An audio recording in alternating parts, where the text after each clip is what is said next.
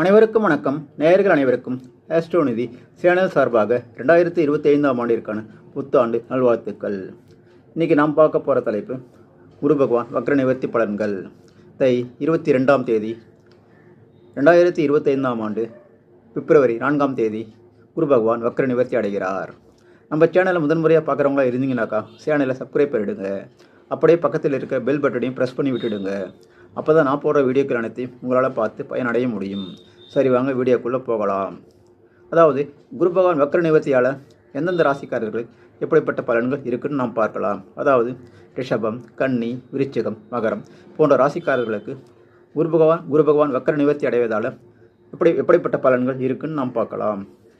ரிஷப ராசிக்காரர்களுக்கு அதாவது 2024ஆம் ஆண்டு குரு பகவான் பயிற்சியானப்போ இருந்த அதே பலன்கள் ஏறக்குறை இப்பொழுதும் நீடிக்கும். அதாவது எந்த ஒரு காரியத்திலும் அவர்களுக்கு அலைச்சல் திருச்சலாக தான் இருக்கும். ஏன்னா ஜென்ம குருவாக குரு பகவான் நீடிக்கிறார். அது மே மாதம் வரைக்கும் இதே பலன்கள் தான் இருக்கும். புரியுதுங்களா? அதாவது குரு பகவான் ரிஷபராசிக்காரர்களுக்கு ஜென்ம குருவாக நீடிக்கிறார். அதனால் அவர்களுக்கு எந்த ஒரு விஷயத்திலும் அலைச்சல் திருச்சலாக தான் இருக்கும். அதாவது தடை தாமதம் கொஞ்சம் இருக்கும். ஆனால் எந்த ஒரு விஷயமும் சக்ஸஸ்ஃபுல் கொடுக்கும். ஆனால் தடை தாமதம் போன்ற விஷயங்களை ஏற்படுத்தி அதற்கு பிறகு தான் அவர்களுக்கு அந்த காரியம் வெற்றி அடையும். அதனால் முயற்சியை கைவிடாதீங்க ரிஷபராசிக்காரர்கள். புரியுதுங்களா? அதனால் உங்களுடைய முயற்சியை நீங்கள் கைவிடாதீங்க. கொஞ்சம் தடை தாமதம், கொஞ்சம் பிரச்சனை, கொஞ்சம் அலைச்சல் திருச்சலாக இருக்கிற மாதிரி தான் இருக்கும். ஆனால் காரியம் வெற்றி அடையும். புரியுதுங்களா? சரி, பார்த்துக்குங்க. அடுத்து உங்களுடைய உடல்நிலையை நீங்கள் கொஞ்சம் கவனமாக பார்த்துக்கணும் இந்த காலகட்டத்தில். ஏன்னா ஜென்ம குருவாக குரு பகவான் நீடிக்கிறார். இது மே மாதம் வரைக்கும் தான். அதுக்கு பிறகு அவர் உங்கள் ராசிக்கு 2ஆம் இடத்துக்கு போயிடுவார். அந்த காலகட்டம் ரிஷப ராசிக்காரர்களுக்கு உடல்நிலையில் நல்ல முன்னேற்றம் இருக்கும். நல்ல உங்கள் ராசிக்கு 2ஆம் இடத்துக்கு தனஸ்தானத்துக்கு குரு பகவான் போயிட்டாருனாக்கா உங்களுக்கு நல்ல தன வருவாய் இருக்கும். புரியுதுங்களா? அந்த காலகட்டத்தில். அதனால் மே மாதம் வரைக்கும் நீங்கள் கொஞ்சம் கவனமாக இருக்கணும்.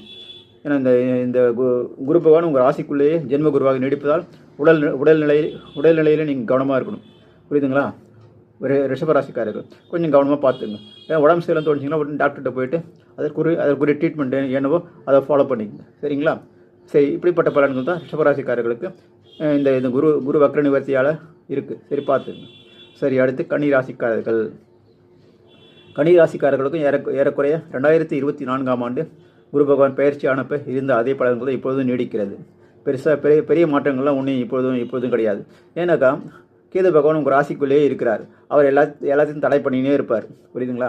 அதாவது அவருடைய காரகத்துவத்தை மட்டும்தான் அவர் செயல்படுத்துவார் பெரும்பாலும்.